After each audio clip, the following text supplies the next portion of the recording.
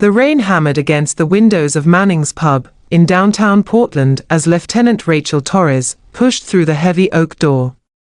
After 16 hours of emergency surgeries at the VA hospital, she wanted nothing more than a quiet beer and the chance to decompress. Her scrubs were wrinkled, her dark hair pulled back in a messy bun, and exhaustion lined her face. The pub was crowded for a Thursday night, filled with a mix of hospital staff, office workers, and what looked like a military group near the bar. Rachel found a small table in the corner and ordered a pale ale from the server. She was halfway through her drink when a shadow fell across her table. "Excuse me." The voice was sharp, authoritative. Rachel looked up to find a tall man in his late 30s standing over her, arms crossed. His close-cropped hair and rigid posture screamed military. Behind him, 3 other men watched with amused expressions. "I couldn't help but notice your posture. You serve?" Rachel nodded slowly. "Army Reserve. Medical Corps. Rank?" His tone had an edge that made her spine stiffen. "Lieutenant." The man, she could see his name tag now, Colonel Brennan, smirked. "Medical Corps. So you push paper and play doctor on weekends?" His friends chuckled. "What's your call sign, Lieutenant?" Rachel felt heat rise in her chest. She'd dealt with this attitude before, the assumption that reserve officers, especially medical personnel, weren't real military. "I don't have a call sign, Colonel. I'm a trauma surgeon, not a pilot. Everyone who serves has a call sign." Brennan leaned closer, his breath sharp with whiskey. "Or maybe you just made up that whole lieutenant story to impress people at bars." "I didn't make up anything." Rachel kept her voice level, though anger simmered beneath. "I've served for 8 years. I don't need to prove myself to you." 8 years. Brennan laughed, a harsh sound that drew attention from nearby tables. "And no call sign. That's rich." He turned to his friends. "Boys, I think we've got a phony here." Rachel stood, her chair scraping back. "I don't know what your problem is, but I'm not interested in this conversation." She reached for her jacket. That's when Brennan picked up her beer and threw it directly in her face. The cold liquid hit her like a slap, soaking her hair and scrubs. The pub went silent. Rachel stood frozen, beer dripping from her chin, shock giving way to fury. Every eye in the place was on her. "That's what I think of stolen valor," Brennan said loudly. Rachel's hands trembled. Part of her wanted to shout, to defend herself, to make this arrogant man understand. But years of military discipline held her back. She grabbed napkins from the table, wiping her face with as much dignity as she could muster. "You should be ashamed," she said quietly, her voice shaking.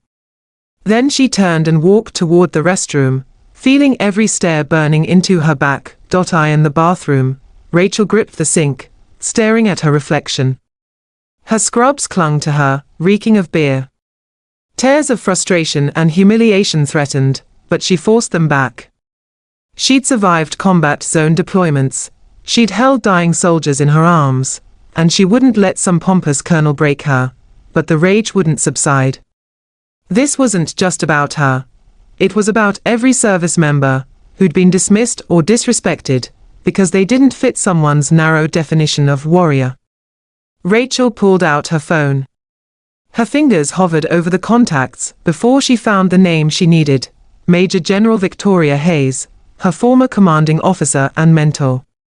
Hayes now worked at the Pentagon, overseeing military medical operations across all branches. The phone rang twice. "Rachel.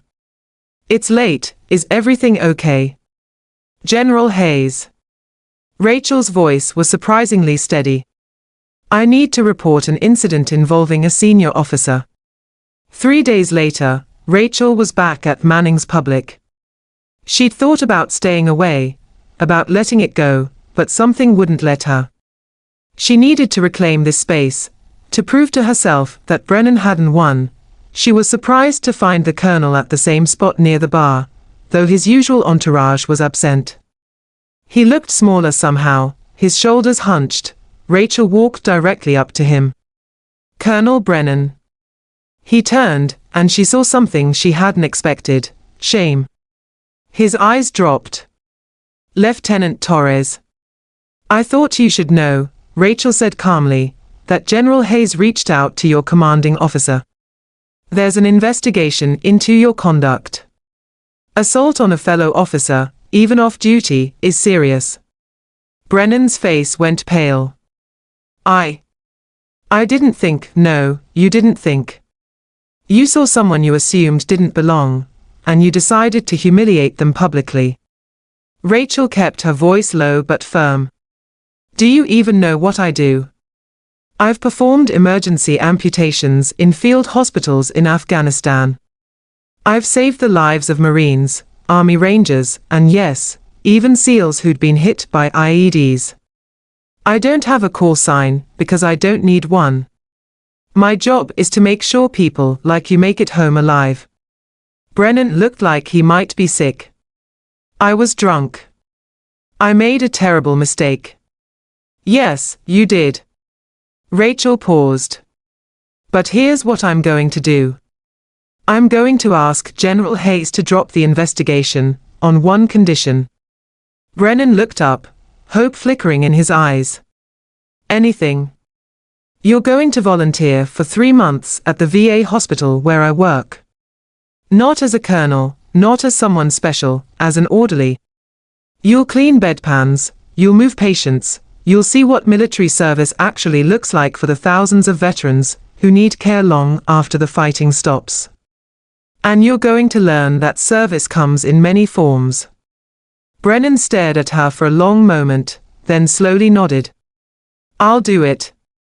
"Good." Rachel turned to leave, then looked back.